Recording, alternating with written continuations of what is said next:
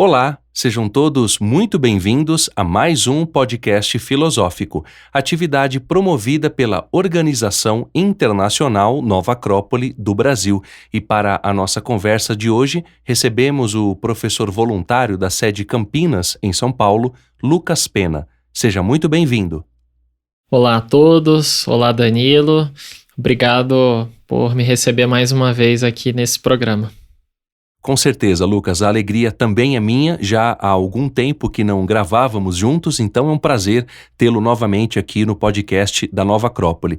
Bom, estamos começando o ano, literalmente estamos no início de 2026 e nada mais oportuno do que falar do ano novo e as oportunidades que ele nos traz. Vamos conversar sobre esse tema, naturalmente sem esgotá-lo, e menos ainda vamos trazer aqui verdades inquestionáveis. Nós vamos conversar do ponto de vista da filosofia, ouvindo, refletindo e que possamos cada um de nós, naquilo que entenda que seja útil e prático, levar às nossas vidas essas ideias. Todos os anos, Lucas, a gente sempre reflete sobre o que pode vir. Nós estávamos há pouco com as nossas famílias, com os nossos amigos, outros viajando, enfim, todos convivendo com pessoas que conhecemos. Esse é um momento muito especial, o encerramento de um ciclo e o nascimento de um outro. Todos nós projetamos compras, viagens, aquisições, novas conquistas, novos planos, enfim, há uma série de perspectivas que nós projetamos para o ano que virá. E do ponto de vista da filosofia, há algo que também é muito importante dentro de tudo isso. O que nós mudaremos em nós próprios, do ponto de vista interior. Nós projetamos muitas coisas, mas deixamos de fora da nossa lista isso que é muito importante, o que vamos oferecer também à vida. Por isso eu gostaria que você começasse falando dessas reflexões, porque às vezes a gente pensa que as coisas vão cair no nosso colo ou vir de bandeja, ou seja, que virão fáceis para nós, mas deveríamos refletir um pouco mais sobre isso. Tá certo, Danilo. Vamos lá, vou começar trazendo algumas ideias e no nosso bate-papo vamos desenvolvendo, acho que, as principais. Mas como uma ideia central que eu vejo é que todos os anos, né, nós sempre naturalmente fazemos muitos planos para esse ano novo. E se a gente para pensar, quantos desses planos são realmente novos ou, na verdade, ele já é um sonho velho que a gente acaba não realizando? E isso é muito importante porque muda um pouco o foco, né, que muitas vezes a gente tem do planejamento para a importância da ação. Um ano novo, ele sempre vem carregado de esperança, carregado de um entusiasmo, né? Uma alegria natural. Isso tá bem. Ter uma atitude positiva frente aos desafios da vida é algo muito importante, porque ficar apenas se lamentando certamente não vai resolver os nossos problemas, né? Mas, por outro lado, muitas vezes a gente se satisfaz apenas com fazer os planos.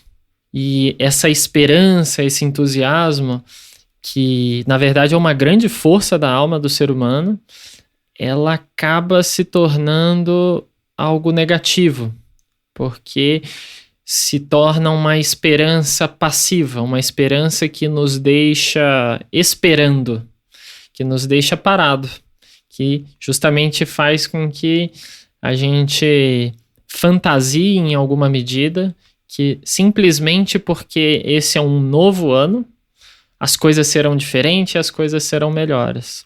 E se a gente olha por um outro lado, essa componente nova do ano traz a possibilidade dele ser novo e melhor, né? Mas para isso é muito importante que também mudemos a nossa atitude. E se a gente junta esse elemento da ação com esse outro elemento, né, do planejamento, da esperança, o nosso ano que começa, né, não vai ser simplesmente um repeteco né, embrulhado em algo novo.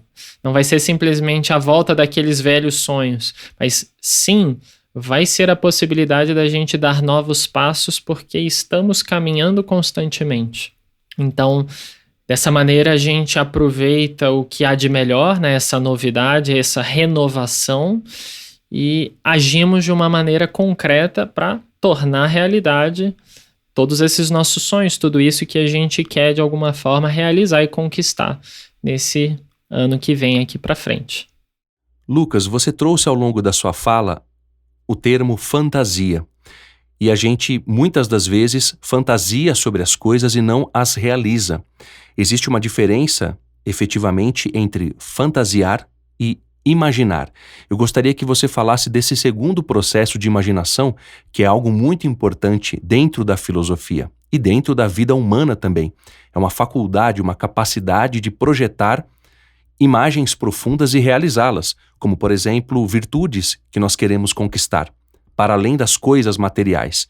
Isso é muito interessante, porque até as coisas materiais, quando a gente imagina conquistando essas coisas, a gente consegue. Imagina outras coisas que nós queremos conquistar. Sermos mais generosos, por exemplo, mais pacientes. É lógico que isso necessita de um trabalho constante, que deve ser pensado e concretizado com inteligência. Pois bem, eu não te peço uma resposta total, mas reflexões do ponto de vista da filosofia, porque nós não somos profissionais da psicologia, para que possamos entender esse processo de realizar aquilo que imaginamos. Me lembrava do personagem, o Sr. Fredriksen, do filme Up, que sonhava fazer várias viagens, realizar várias coisas com a sua esposa amada, Ellie. Só que quando ela falece, em um dado momento, essa é uma cena que me toca muito no filme, porque ele pega o álbum de vivências dos dois e percebe que muitas coisas que eles planejaram, ele não conseguiu realizar. Às vezes a gente se vê assim na vida também. Eu gostaria que você trouxesse isso, porque nós estamos falando aqui de elementos que são muito importantes, ou seja, não é só imaginar, mas buscar a realização daquilo que queremos profundamente, de forma concreta. E isso nos exige, sem sombra de dúvidas, uma capacidade de atenção, de constância, ou seja, de uma série de virtudes que nos levam ou podem nos levar a alcançar aquilo que, do fundo do coração, queremos. Eu gostaria que você falasse um pouco sobre isso, porque é algo muito importante. Claro, Danilo. Primeiro, acho que dando então um passo atrás e trazendo só um pouco de contexto em relação à imaginação, se nós pararmos para pensar bem, né, vamos ver que a imaginação é essa nossa faculdade de lidar com o futuro. Ou seja, tudo isso que está no futuro, de alguma forma, eu imagino. Ainda não aconteceu. Então, eu necessariamente, se eu quero lidar com o futuro, eu vou ter que imaginar isso. Mas a imaginação, ela não está solta, né? Ela, de alguma maneira, vai se apoiar muito na memória, que é essa nossa faculdade para lidar com as coisas do passado, e com a atenção, que é uma das nossas principais ferramentas para lidarmos com o presente. E quando eu começo a imaginar, muitas coisas podem acontecer, né? E para realizar as coisas no futuro, né? Para trazer de alguma forma essas coisas que eu quero que aconteça, é muito importante imaginar, é muito importante planejar, né? E a imaginação, ela precisa ser rica, porque muitas vezes os nossos planos falham porque nós não imaginamos direito. Ou seja, nós não imaginamos as possibilidades, nós não imaginamos os caminhos possíveis, né? E ousaria dizer que é importante nós imaginarmos com todos os sentidos, inclusive. Porque hoje em dia somos muito visuais, então, quando muito, né, a gente imagina com a visão. Mas talvez se a gente começar a refinar um pouquinho mais aí, né, e utilizar os demais sentidos para ver, sentir, a gente pode de alguma maneira construir uma ponte mais real para enxergar melhor essas imagens e então construir um caminho até lá.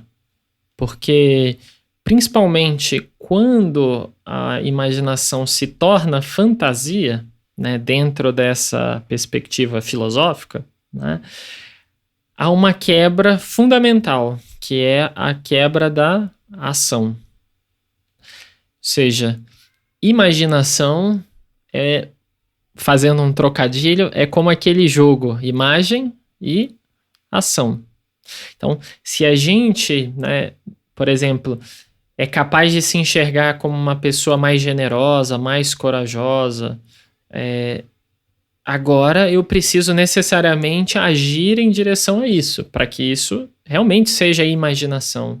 Muitas vezes eu preciso enxergar o próximo passo. É muito importante a gente visualizar a meta. Tentem se imaginar pessoas melhores, né? Ou seja, qual que é essa virtude, esse valor que eu quero conquistar no ano de 2026 ou no ano em que eventualmente alguém esteja ouvindo esse podcast, né? Primeiro ponto, né? Enxerguei isso. Agora, se imagine, né? Vivendo isso, fazendo isso, né? Tendo experiências com essa virtude, tendo dificuldades, né? Por que a gente não é isso hoje, né? Ou seja, tem muitas coisas. O que vai entrar no caminho aí? À medida que a gente começa a imaginar isso de uma maneira rica, muitas coisas vão aparecendo, né? E agora que eu tenho essa visão, né, ideal, essa visão da imagem, eu preciso construir um caminho até lá. Porque entre eu ser super corajoso, o eu medroso de agora, qual é o próximo passo? Né? E quando eu paro por ali, né, e às vezes me satisfaço com um plano de quero emagrecer tantos quilos, quero conquistar uma casa, quero uma promoção no trabalho, mas não paro para construir, né, esse caminho até lá, a chance disso ficar numa mera fantasia, né, nesse desejo que passa na nossa mente e se satisfaz sem a ação, ela é muito grande, né? E com os anos, a gente vai acumulando, inevitavelmente, frustrações. Sem dúvidas, Lucas, e dentro disso tudo que você trouxe, os planos e as iniciativas se encaixam bem. É justamente sobre isso que eu gostaria que você falasse. Nós conversamos há alguns anos atrás, quando você ainda morava em São Paulo, sobre as listas de tarefa, algo que eu fazia há muitos anos atrás e que você disse que era algo muito bom de ser feito. E de lá para cá, obviamente, eu fui amadurecendo essa experiência e me conhecendo um pouco mais, entendendo o que dá para fazer dentro de um dia, dentro de X horas, por exemplo, porque não é uma questão de fazer muitas coisas, mas fazer bem feito aquilo que se propõe. Um dia a gente vai falhar com um item ou outro, outros dias vamos diminuir essa falha, ou seja, é um processo dinâmico de aprendizado sempre, de constância, de consciência e de autoavaliação sincera. Isso é muito importante. E termos hierarquicamente também uma ideia daquilo que é mais importante e do que é menos importante facilita esse trabalho. Se eu entendo que eu tenho que limpar um banheiro, mas eu não vou ter tempo naquele dia para limpar de fato, ou seja, jogar água, esfregar, eu posso, para um trabalho que eu recebo um cliente, eu posso passar um pano no banheiro, limpar a privada, fazer o básico. Isso é muito prático.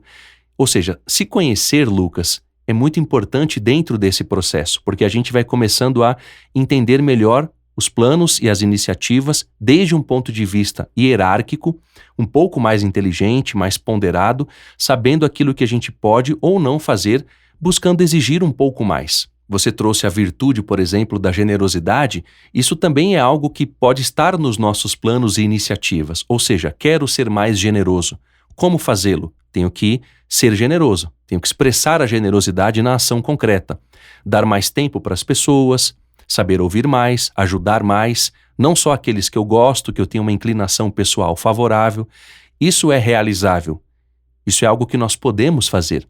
Eu gostaria que você trouxesse um pouco dessas reflexões, porque não devemos dissociar uma coisa da outra. Podemos ser mais generosos e conquistar cargos melhores para oferecer melhor para as pessoas na empresa ou na nossa família aquilo que conquistamos internamente. Não precisamos dissociar uma coisa da outra. Não são as coisas e nós, mas sim um conjunto. E isso é realmente muito importante. Por isso, eu gostaria que você discorresse um pouco sobre essas reflexões. Perfeito, Danilo. Eu vou fazer ao contrário, eu vou responder primeiro, acho que a segunda, e depois ir para a primeira pergunta.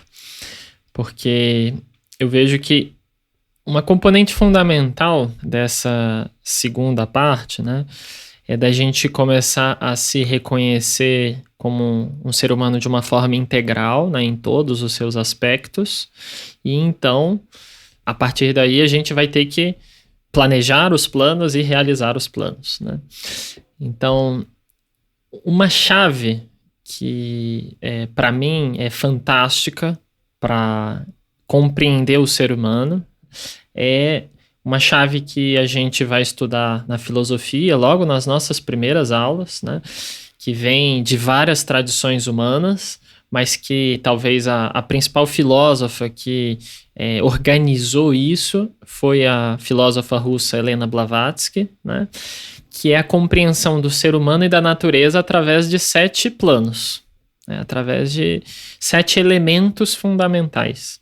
Então, nesse sentido, também aí temos uma chave muito boa para nos conhecermos.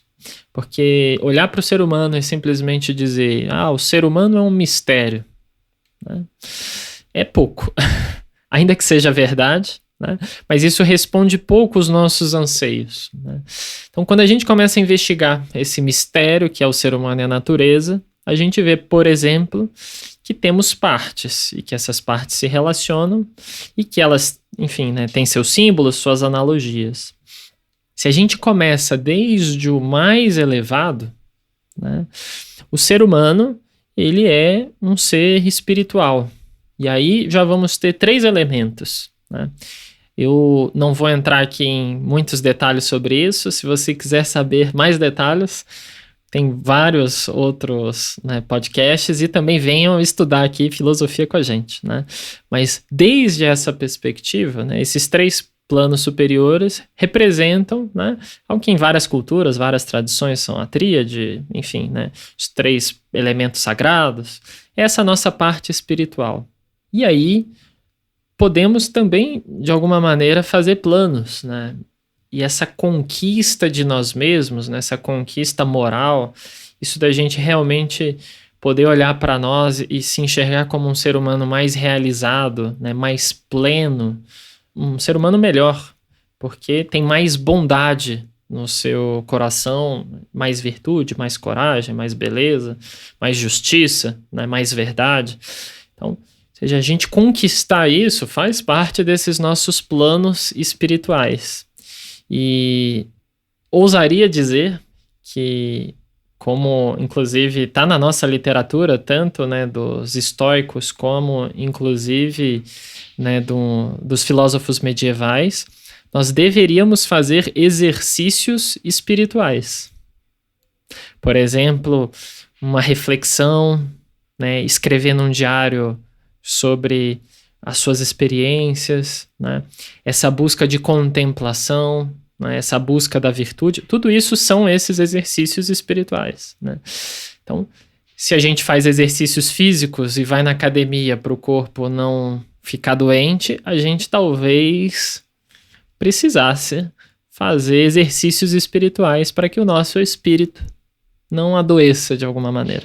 Então, tomar isso em consideração e colocar isso como talvez uma das principais metas, um dos principais planos para nós, é já algo muito importante. E tendo isso em vista, a gente vai um pouquinho mais para o nosso lado pessoal, que aí vamos ter outros 4 planos para falar disso, né? Essa nossa parte mental, a nossa parte emocional, a nossa parte energética e a nossa parte física. Então, sinteticamente, né, não tá nada mal a gente parar e fazer planos no nosso ano. Poxa, o que eu vou alimentar a minha mente, né? Será que eu deveria continuar assistindo, né, um monte de porcaria, ou eu poderia qualificar um pouco mais, né, as coisas que eu assisto, os livros que eu leio? Será que eu deveria tirar um tempo para realmente estudar e, enfim, fazer um curso, né? Ou seja, são coisas que realmente alimentam essa nossa parte mental. Emocionalmente, poxa, como é que eu melhoro relações? O que eu poderia fazer para me relacionar melhor com as pessoas, para poder expressar de uma maneira mais sincera o que eu sinto? Aí tem um trabalho grande. Não cair na raiva. Uma das palavras que foi considerada a palavra de 2025, né, foi o rage bait, a isca de raiva. Porque a gente vê que muitas vezes na internet há um espaço fácil para proliferação, por exemplo, da raiva. Então, às vezes a gente olha para nós e se vê raivoso no trânsito, né, nas redes sociais. Poxa, temos aí algo realmente a tomar consciência, a trabalhar, né? Na nossa parte energética, poxa, será que eu poderia melhorar minha saúde, minha disposição geral de energia, né? Às vezes a gente não está se sentindo com energia para a vida. Muitas vezes pode ser uma necessidade da gente melhorar o sono, adequar alguma coisa de exercício para que isso reflita nessa nossa energia, né? E fisicamente, aí a gente chega na parte mais concreta. E tá bem, né? É importante a gente manter a saúde, cuidar de uma estética básica, né? Porque não há nada de errado. Eu diria, inclusive, talvez até o contrário. Porque se a gente, inclusive, começa a olhar a etimologia das palavras, né? A palavra estética, né, tem uma raiz etimológica semelhante à ética. Estetos, né, no grego, está relacionado à ética na forma.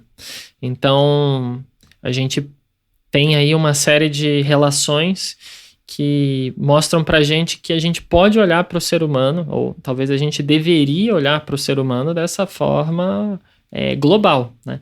Através de todos os seus aspectos. Porém, indo para a sua, aí sim, primeira pergunta, né? A gente pode fazer milhares de planos e tá tudo bem. Só que há que considerar que muitos dos nossos planos eles estão sujeitos a circunstâncias que às vezes a gente não é capaz de prever, né?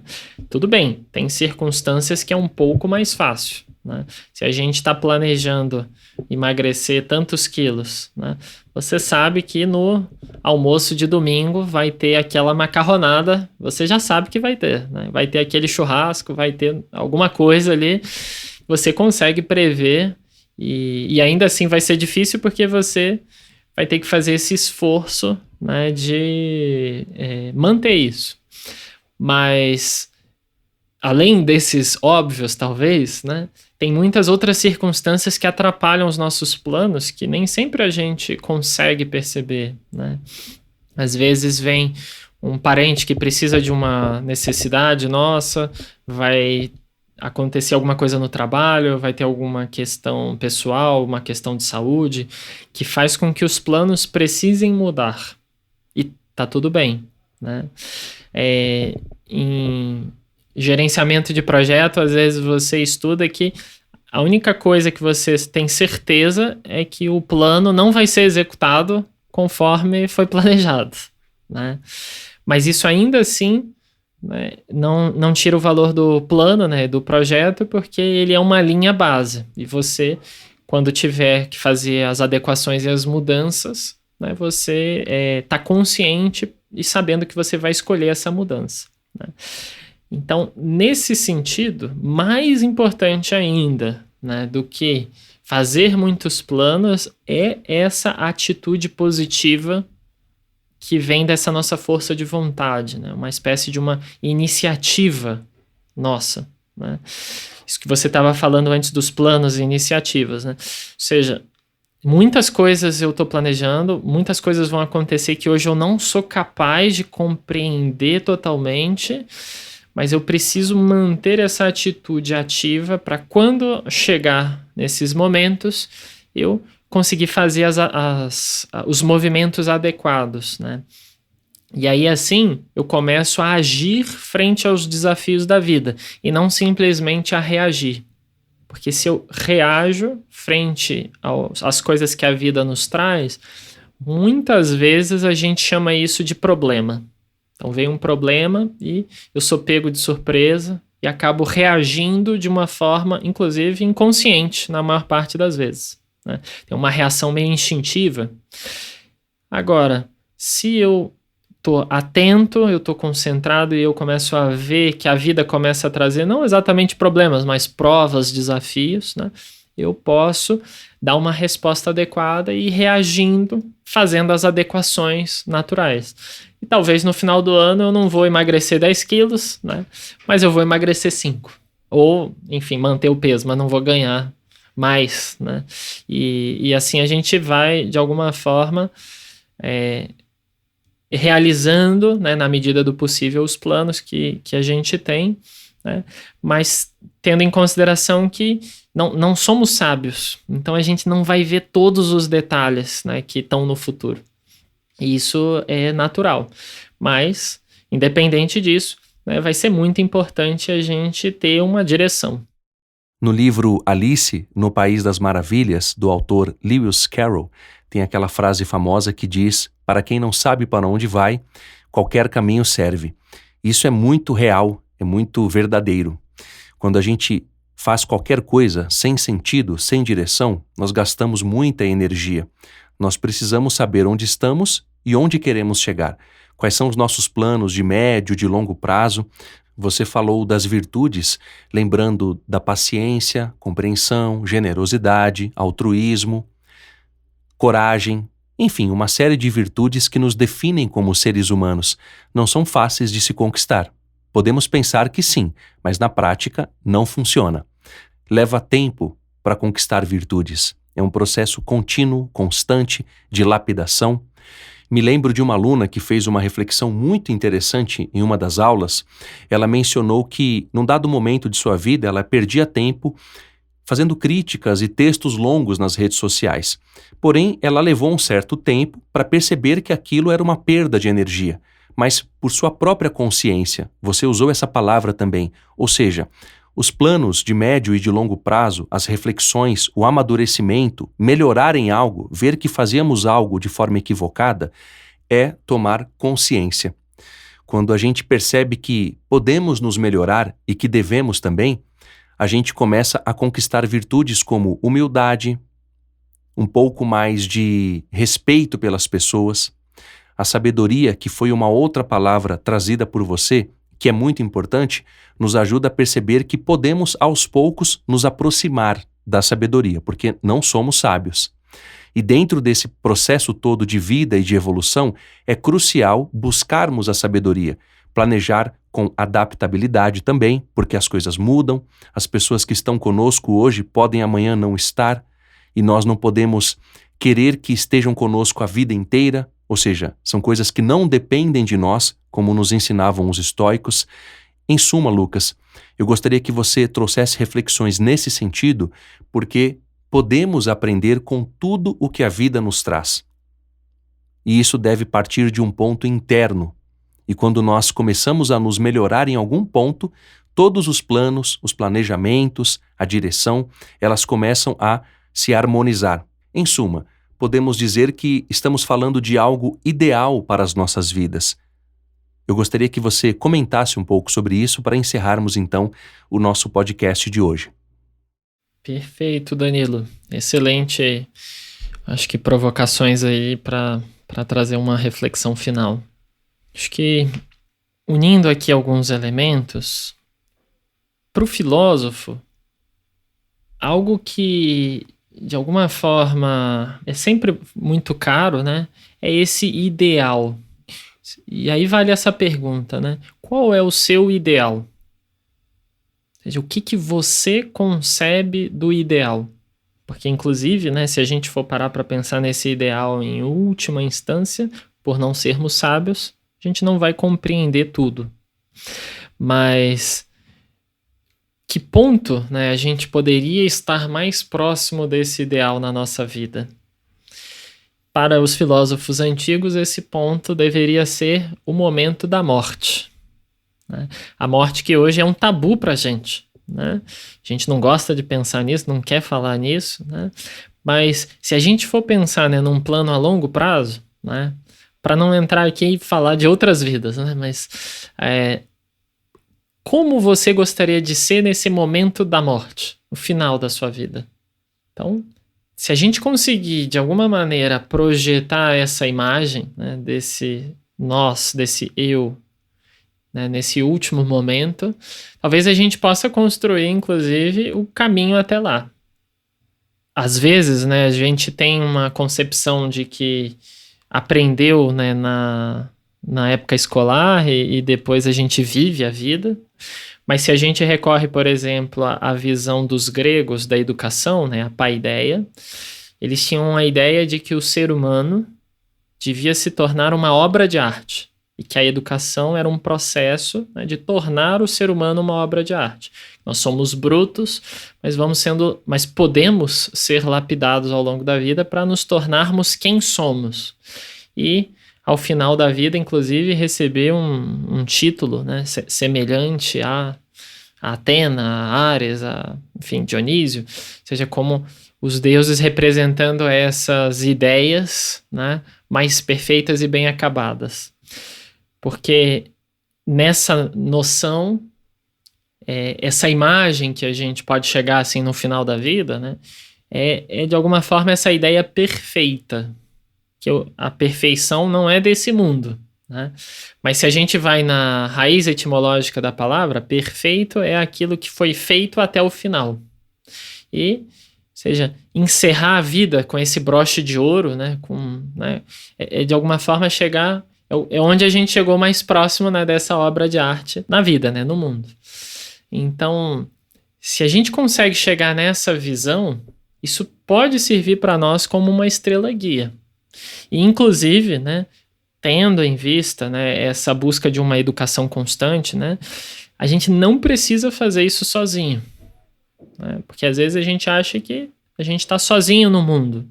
Mas se a gente encontra verdadeiros mestres, esses professores que realmente podem nos ajudar a caminhar, né, e a dar passos para dentro de nós, esses mestres sempre vão nos ajudar a enxergar um pouquinho mais. Né?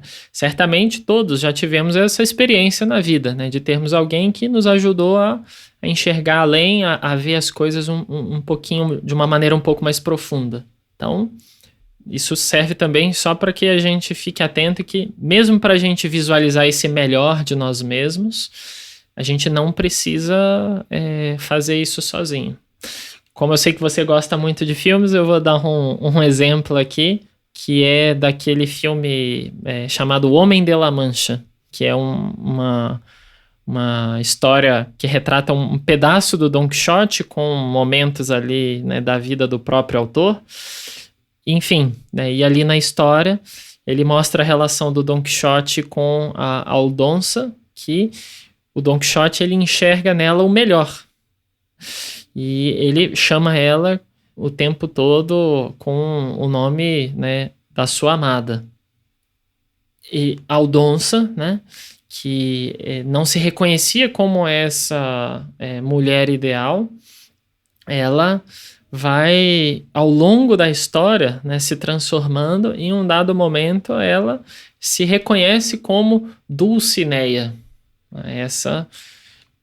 essa mulher quase perfeita, né? E ela se transforma por causa disso, né? Então, a gente não está sozinho aí para enxergar isso, né? Então, essa ideia para ela, né, de alguma forma a estrela guia da vida dela, né? É como essa meta, né? E isso não se conquista em um ano, né? Porque por mais que ela tenha enxergado a Dulcinea dentro dela, mas ainda tinha certamente um longo caminho para percorrer, né? E por isso a gente precisa ir estabelecendo planos. Eu vou ter planos para, de alguma forma, morrer, né? Ou seja, até o final da minha vida. Mas eu também vou ter planos para daqui a 30 anos, 20 anos, 5 anos, 1 ano, 1 mês. O que eu quero semana que vem? O que eu vou fazer hoje? E quanto mais perto da gente, mais tangível precisa ser esse plano. Por quê? Porque é uma imagem ali que exige, na verdade, muita realização, vai exigir muita iniciativa. E quanto mais longe, melhor precisa ser a qualidade dessa imagem, para que a gente possa ir se aproximando dessa ideia, né? E como, né, a gente vai ver na vida, inclusive se a gente vai refinando essas imagens com o tempo, não há problema nenhum. Melhorar, né, cada vez mais, eu não diria nem só que é algo que a gente pode, né, mas que a gente sim deveria, né? E cada vez enxergando melhor, né, esses planos de longo prazo. Mas acho que só para, de alguma forma, fazer um encerramento, os grandes planos nossos a longo prazo, né, vão estar relacionados com a nossa vivência profunda de quem nós somos, com a experiência que a gente vai ter com algumas virtudes. Isso não são coisas simples. São coisas profundas, demoradas, que vão tomar tempo, vão exigir a nossa atenção, consciência. E tudo isso, de alguma maneira, se a gente fizer bem, com constância, com consistência, é natural que a gente vá se aproximando. Mas se a gente se distrai no meio do caminho com as coisas urgentes, a gente pode acabar não realizando as coisas importantes. Desta forma, encerramos o nosso podcast de hoje. Novamente lhe agradeço a presença e, claro, desejo que seja sempre muito bem-vindo, Lucas, aqui no podcast da Nova Acrópole. Muito obrigado, Danilo. Obrigado a todos que nos ouviram aqui. Também espero voltar aí mais vezes nesse ano. É uma meta de 2026. E um abraço a todos e até breve. Até breve, Lucas. Para aqueles que queiram nos contatar, basta acessar nova-acrópole.org.br/podcast. E para quem quiser saber mais sobre o nosso curso de Filosofia para Viver, basta acessar o nosso site e procurar a sede mais próxima a você, nova-acrópole.org.br. Até a próxima!